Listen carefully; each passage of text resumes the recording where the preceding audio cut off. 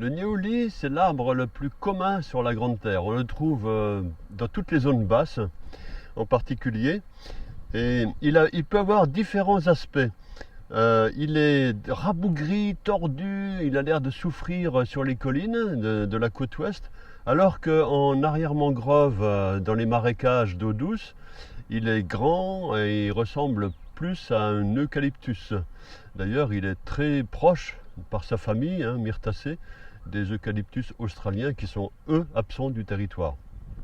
Le niaouli, contrairement à la rumeur, il n'est pas du tout endémique.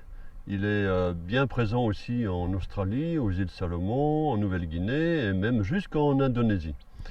Alors il est très célèbre parce ses feuilles contiennent une huile essentielle qui s'appelle le goménol et qui possède des propriétés antiseptiques, pectorales. Il était utilisé, le goménol, pour accélérer la cicatrisation des plaies des poilus dans les tranchées pendant la Première Guerre mondiale.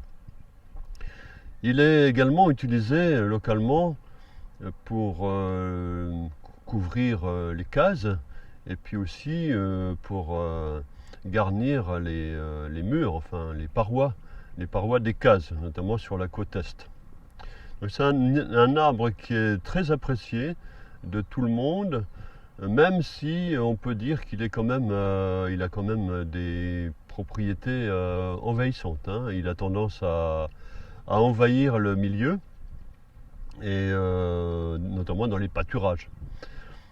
Alors le bois de niaouli est très dur.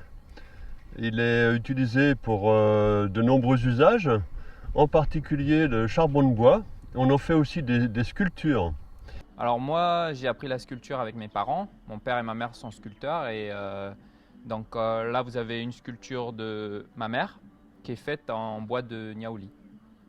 Et le plus caractéristique chez cet arbre, c'est son écorce qui est un peu la structure de la pelure d'oignon. Donc c'est une écorce multicouche. Entre chaque couche, il y a une petite couche d'air qui est isothermique. C'est pourquoi il résiste assez bien au feu de brousse.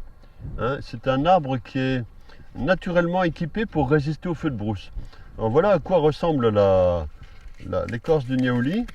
Elle se divise en de nombreuses petits morceaux de peau qui isolent le bois de manière très efficace contre la chaleur. Les fleurs du niaouli ressemblent à de petits rince-bouteilles. L'odeur des fleurs n'est pas extraordinaire.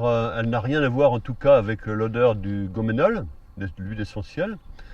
Mais les abeilles fréquentent beaucoup ces fleurs et donnent un miel très réputé. Le miel de niaouli était absolument excellent. Ça fait partie des meilleurs miels calédoniens. Les fleurs de niaouli sont normalement blanches, mais dans le nord du territoire, on trouve des niaoulis ayant des fleurs rouges ou avec différents tons de rouge vers le rosé, avec différentes nuances possibles. Et ces niaoulis rouges sont actuellement plantés à Nouméa en tant qu'arbres ornementaux. On en trouve notamment sur certains ronds-points, à Magenta par exemple.